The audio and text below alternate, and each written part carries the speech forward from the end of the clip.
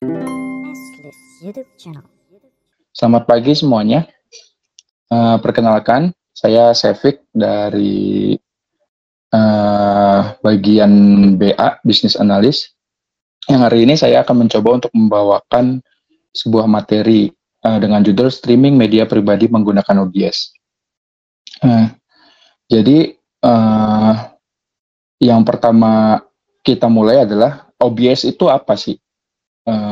Bagaimana dia bisa, kenapa saya menyarankan untuk menggunakan OBS. Jadi, pertama OBS itu adalah Open Broadcaster Software.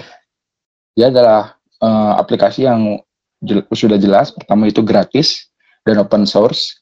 Jadi, OBS ini selain dapat melakukan streaming, dia juga bisa melakukan rekaman video.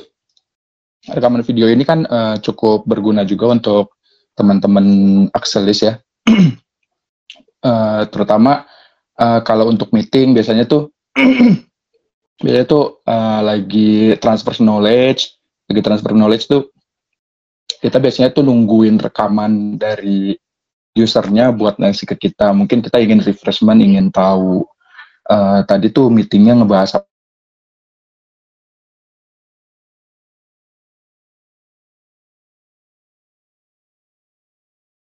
sendiri. Jadi kita punya langsung. Jadi tapi kita akan lewat itu untuk melakukan streaming. Jadi dengan OBS ini kita bisa menampilkan layar komputer kayak dan media yang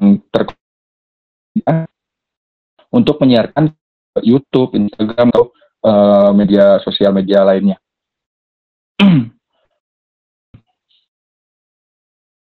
Kenapa pilih OBS? Ya, karena itu jelas gratis dan ringan dan mudah digunakan, cukup user friendly. Terus fitur ukuran gratis ini fiturnya juga banyak banget. Udah bisa ngatur video, udah bisa overlay text, dan dia juga udah bisa integrasi dengan kayak YouTube gitu. Jadi kita tinggal login dari OBS-nya. Jadi udah gampang banget. Terus apa aja komponen utamanya itu di sini? Kalau kita pertama kali buka OBS itu udah langsung kelihatan nih, ada scene, ada source, ada audio mixer, ada kontrolnya. Jadi scene ini tempat kita nanti bakal nyusun tampilan apa aja yang akan tampilnya. Terus source ini sumber dari tampilannya. Lalu audio mixer adalah dari mana nanti suara di video itu yang akan muncul tuh dari mana aja, itu bisa kita atur, termasuk mic-nya. Mic bisa kita pakai untuk yang mau kita pakai yang mana, apakah mic dari, kalau laptop kan udah ada tuh biasanya mic bawaannya, mau pakai mic bawaan laptop atau mic yang dari headset, itu kita bisa pilih. Lalu kontrol ya seperti terlihat itu ada start streaming, jadi kita kontrolnya udah langsung dari halaman depan, start streaming, start recording, virtual kamera, studio mode, dan setting. Tapi yang paling sering digunakan mungkin adalah start streaming dan start recording. Jadi streaming itu kan di sini itu untuk menyiarkan langsung, mungkin seperti ke YouTube, ke Instagram. Lalu untuk tadi recordingnya seperti yang sudah saya jelaskan di depan, salah satu fitur OBS yang bisa dipakai. Jadi selain untuk melakukan streaming juga bisa melakukan rekaman video, rekaman hasil dari screen capture-nya, termasuk audionya juga akan terekam. Juga bisa saat lagi streaming tuh kita juga bisa sambil merekam. Jadi sambil streaming kita sambil merekam, jadi kita langsung punya mentahan apa yang kita streaming. Jadi mungkin nanti bisa diposting untuk di platform lain, karena kita jadi tidak perlu download lagi. Lanjut, untuk persiapan awal, bagaimana cara kita mendapatkan OBS-nya? OBS-nya itu kita bisa langsung download saja di web OBS-nya, ada obsproject.com. Kalau pengen langsung downloadnya itu langsung obsproject.com download, itu kita bisa langsung milih platformnya yang mau kita download itu Windows atau Mac. Jadi kita di sini akan fokus untuk Windows dulu ya. Kita akan fokus untuk Windows, tapi mungkin kalau untuk platform lainnya nggak akan jauh beda cara pengoperasiannya. Jadi di sini yang akan saya berikan penjelasannya lebih fokus ke Windows. Lalu di sini download. Nah, untuk setup awalnya seperti gini. Jadi kalau udah diinstal akan terlihat di bagian atas ini adalah contoh layar yang akan kita streaming, yang akan kita siarkan. Nah, jadi contohnya seperti ini, akan muncul tampilan awalnya adalah seperti ini. Lalu kita masuk ke setting. Di setting ini hanya untuk setup awal ya. Nanti untuk lebih jelasnya kita akan langsung coba tes praktek. Jadi untuk awalnya itu kita masuk ke settings. Ini ada bagian video. Ini yang paling penting banget di awal, karena kita ngeset base canvasnya ini. Base canvas itu istilahnya ya sesuai namanya ya, canvas. Jadi awalnya itu yang ingin kita tampilkan itu sebesar apa resolusinya.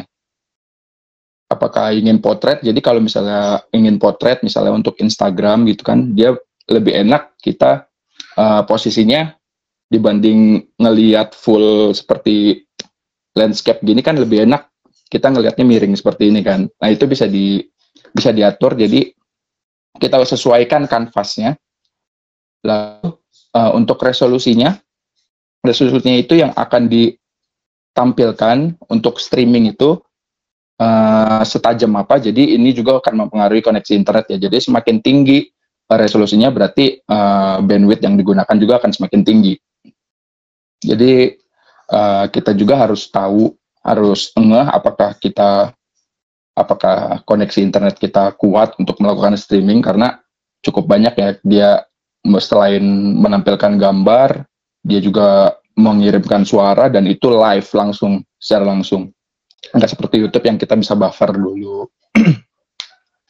Lalu ini sebenarnya ada downscale filter, tapi itu kita lewati saja bagian ini, karena downscale filter ini sebenarnya tujuannya kalau misalnya kita pakai resolusi yang tinggi, misalnya mungkin dari teman-teman resolusinya itu ada yang 4K gitu, pengen tampilan 4K, tapi kan kalau misalnya ada beberapa device teman-teman di luar sana yang nggak support buat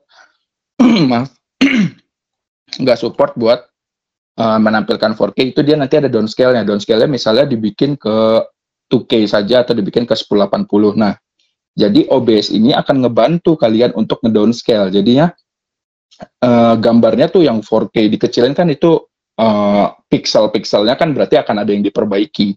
Karena dari besar dipaksa menjadi kecil. Nah, OBS ini bisa ngebantu. Tapi itu udah advance lah. Tapi itu makanya kita downscale filter kita lewati saja. Kita langsung masuk ke yang common FPS value aja. FPS ini adalah frame per second.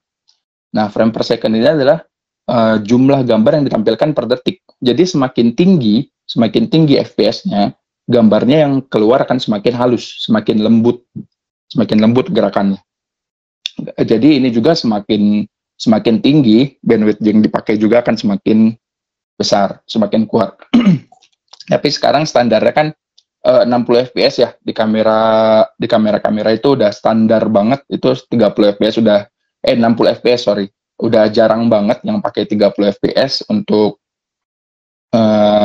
standar kamera, apalagi di device sekarang, apalagi teman-temannya mungkin udah banyak yang pakai iPhone di atas 13, itu fps-nya udah tinggi banget, udah enak banget dilihat di mata. Jadi di sini kita bikin aja standarnya 60. Kita bikin di 60 fps. Sekarang juga soalnya kalau teman-teman ada pengen bikin live di Instagram, itu Instagram sekarang juga udah support di 60 fps untuk di story-nya. udah nggak 30 fps lagi. Terus ini yang kedua yang butuh kita perhatikan adalah tempat streamnya. Jadi kita masuk ke menu stream. Di sini saya kasih tampilan YouTube. Nah, di YouTube ini, di OBS ini udah enak banget. Udah benar-benar udah tinggal connect account. Itu kalian cuma tinggal masukin account YouTube kalian. Masukin account YouTube kalian. Itu nanti setelah masuk ke tampilan depan ini, setelah login, itu start streaming, nanti YouTube kalian udah langsung live. Ini udah enak banget OBS. Jadi udah nggak perlu lagi kita nyari stream key-nya, udah otomatis langsung kalau udah pakai YouTube yang ini, yang YouTube yang udah disediain OBS. Nah, oke. Karena sudah selesai untuk di sini, tapi supaya lebih paham, supaya lebih enak, kita coba langsung kita coba langsung praktek. Nah, di sini salah satunya mungkin saya akan coba kasih yang sedikit ribet ya. Karena kalau YouTube kan sangat mudah. Mungkin teman-teman di sini banyak yang Instagramnya aktif gitu dan pengen live di Instagram. Bagaimana live di Instagram lewat laptop gitu, lewat komputer, lewat PC-nya. Itu pertama seperti di awal, ini base canvas-nya kita ubah.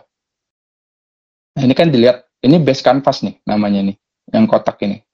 Ini namanya base canvas. Kita ubah ke settingan portrait supaya seperti yang tadi saya jelasin, supaya nanti penontonnya itu miring nontonnya landscape seperti ini. Nah, bagaimana caranya? Saya sudah cek di Instagram itu rekomendasinya, supportnya itu adalah 720 kali 1280. Sorry.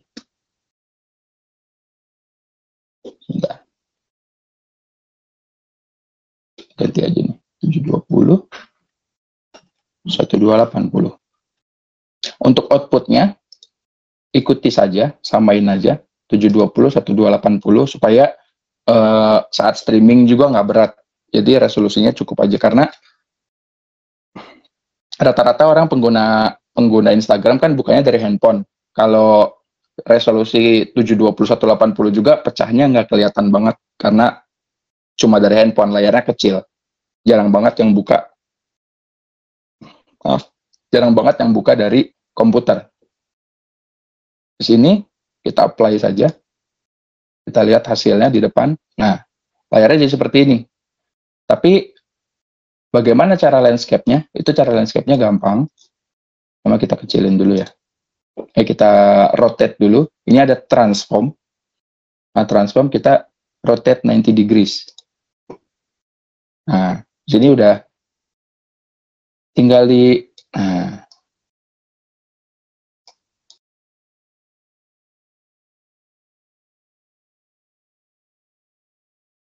lepasin aja.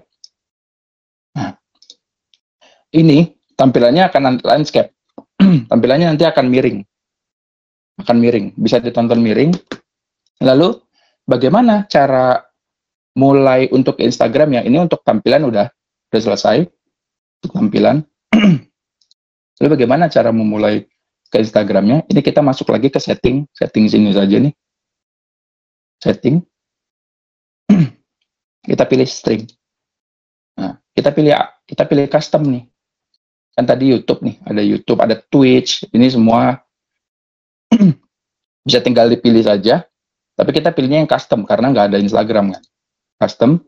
Lalu gimana cara kita minta ambil servernya lalu stream key-nya? Ini yang kita butuhkan. Ini dua kunci kita ngasih akses OBS buat streaming ke Instagram kita. Kita buka Instagram. Lalu pilih di sini create live video. Di sini kita kasih judul tes sama tes ILM. Oke. Audiensnya bisa dipilih. Apakah ingin latihan dulu, atau close friend saja, atau public. Ini kita tes saja public ya. Public, lalu next.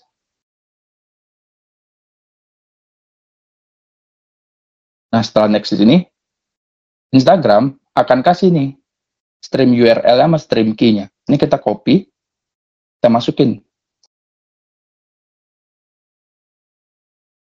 Stream URL, lalu kita stream key-nya. Nah, udah selesai, apply saja. Oke. Udah di-apply, kita coba start streaming.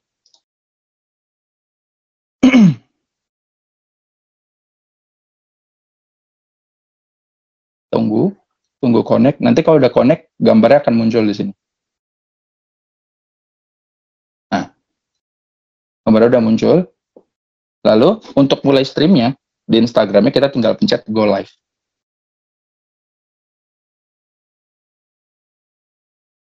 Nah, ini udah mulai. Di sini, ya kalau ada yang komen-komen, itu akan mulai. Untuk ngebuktiin, saya akan kasih.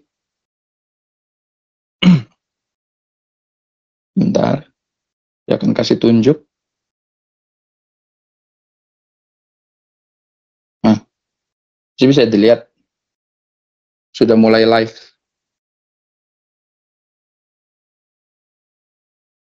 Nah, tampilannya jadinya terlihat landscape seperti ini. Oke. Oke, untuk end videonya itu end live video, jadinya udah menyelesaikan live-nya. Dan jangan lupa, kalau sudah selesai streaming, kita stop streamingnya di sini. Jadi OBS-nya berhenti untuk nyambung ke Instagram kalian, nggak nyangkut. Itu untuk menanggulangi takutnya nanti ada bugs dari OBS-nya yang bikin kalian nanti nggak bisa pakai OBS lagi. Jadi saya sarankan untuk ingat pencet stop streamingnya dari OBS-nya.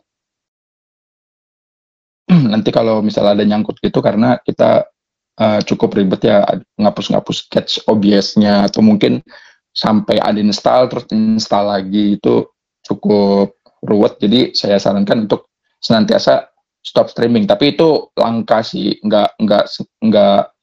bukan yang selalu terjadi kalau kalian lupa stop streamingnya. Jadi saya sarankan untuk senantiasa ingat untuk pencet stop streamingnya, karena kalau udah pencet end live gitu, kesannya kayaknya udah selesai gitu. Padahal itu selesainya cuma di Instagramnya doang, tapi otorisasi dari OBS ke Instagram itu belum diputus. Beda kalau di YouTube. Kalau di YouTube kalian pencet stop streaming di sini, itu YouTube-nya juga udah langsung selesai, udah langsung putus. Jadi bukan ada berhenti dari YouTube-nya, tapi berhentinya kontrolnya langsung full dari OBS-nya. Oke, dari saya sudah cukup. Mungkin ingin masuk ke sesi pertanyaan, silahkan. Halo Mas Efik. Iya. Ya, thank you ya untuk pemaparan introduction untuk OBS-nya. Nah, mungkin dari saya pertanyaannya ini sih. Ini kan kalau saya lihat kan OBS ini kan memang aplikasi kan free dan open source gitu kan ya. Nah, kalau misalnya kita relate dengan kebutuhan industri nih, mungkin kalau saya sering lihat sih biasanya kalau orang-orang pada bikin video tutorial gitu kan kelihatan lah screen OBS-nya itu lah gitu kan. Nah, mungkin selain misalkan untuk bikin video untuk tutorial atau misalnya gitu, secara industri sebenarnya ini tuh aplikasi OBS ini bisa berguna di mana aja ya gitu ya, karena kan melihat namanya free dan open source pasti orang itu akan pakai gitu kan, ekspektasinya itu mungkin bisa dijelaskan. Terima kasih. Oke. Ini langsung jawab aja bagaimana? Iya, boleh Kak Sevik, silakan. Kalau dari sisi industri,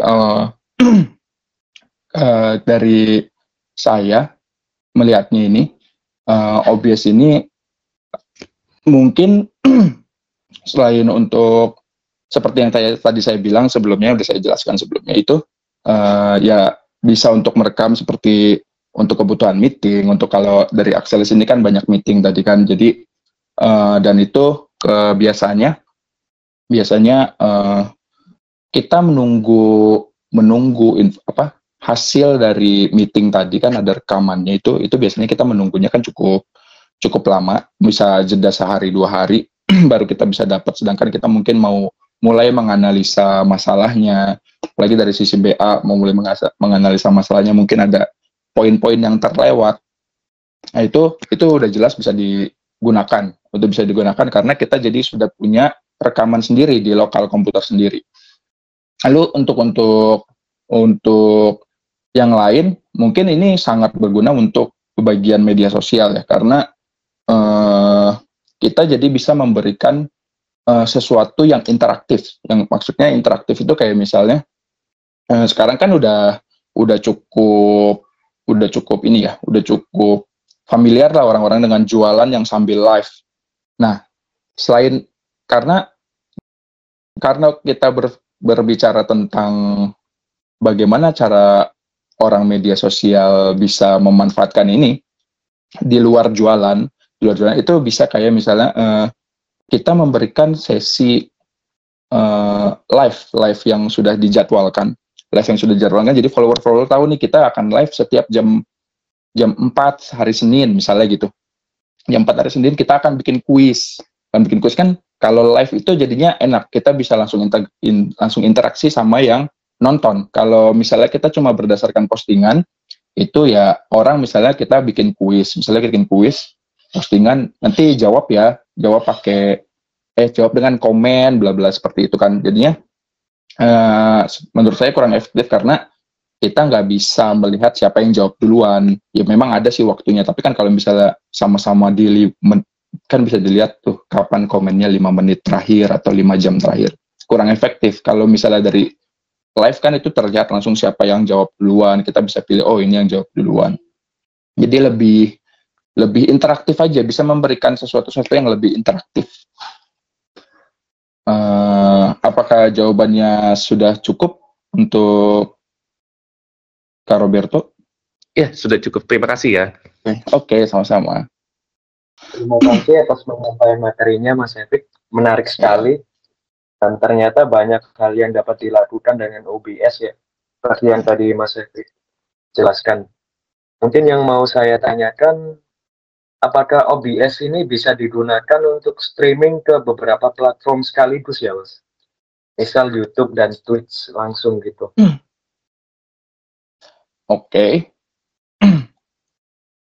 Sudah, Mas Hafid? Sudah. Oh, sudah. Oke, saya jawab. Ini saya jawab berdasarkan pengalaman saya ya. Karena saat saya mencoba melakukan seperti Mas Hafid bilang, untuk live langsung ke dua media dari satu OBS, itu saya belum ketemu caranya jujur aja. Tapi saya bisa. Yang saya lakukan adalah saya misalnya melakukan live itu pengen dari YouTube dan dari IG kan, dari Instagram. Yang saya lakukan adalah saya live dari YouTube, lalu saya live YouTube. Setelah saya live YouTube, saya buka tampilan YouTube-nya di komputer. Itu saya live di YouTube-nya memang dari platform lain kayak misalnya saya bilang lah saya live dari konsol itu kan upload ke YouTube, lalu dari OBS ini saya live ke Instagram. Jadi di Instagram ini sebenarnya nonton YouTube saya, jadi begitu. Jadi kalau berdasarkan pengalaman saya itu belum bisa dilakukan, dia cuma bisa live di satu platform yang sama. Jadi memang kalau mau dua platform ya kita butuh sedikit butuh ngakalin istilahnya. Tapi kalau misalnya intinya dari pertanyaan Mas Hafid tadi, apakah bisa? Sejauh saya pakai itu belum bisa. Apakah sudah cukup, Mas Hafid? Masih sudah cukup, Mas. Terima kasih atas jawabannya. Terima kasih, Mas Hafid.